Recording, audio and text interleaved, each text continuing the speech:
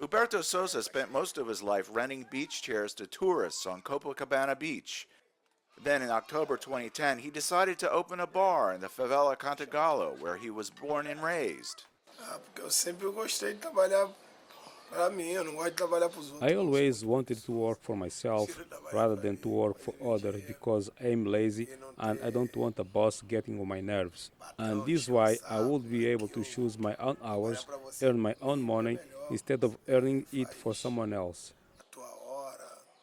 Known in the neighborhood as the King, Huberto opened the King's Castle and business took off.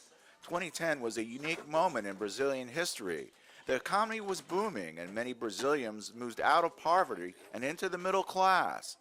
Between 2003 and 2013, the median household income grew by 87% in real terms. But the good times didn't last. The good times were when the middle class people from down there would come and socialize with the people from the favela, and it was cool because it was a mix of those people. That was the best time, but it started to drop off about 2014, and people would say they don't have the money. Brazil's economy hit a wall. Some blame rising debt and cuts in government spending. Others think of it as a convergence of economic forces, cuts in spending, consumption, and investment. Blame aside, Brazilian economist Rodrigo Magalhães says the impact was felt hardest among people who had recently moved up into the middle class. When the recession began, it broke the expectation of these people because in the last 10 years they had seen the situation steadily getting better, and then it all collapsed, Public services like hospitals and public schools also have been hit hard.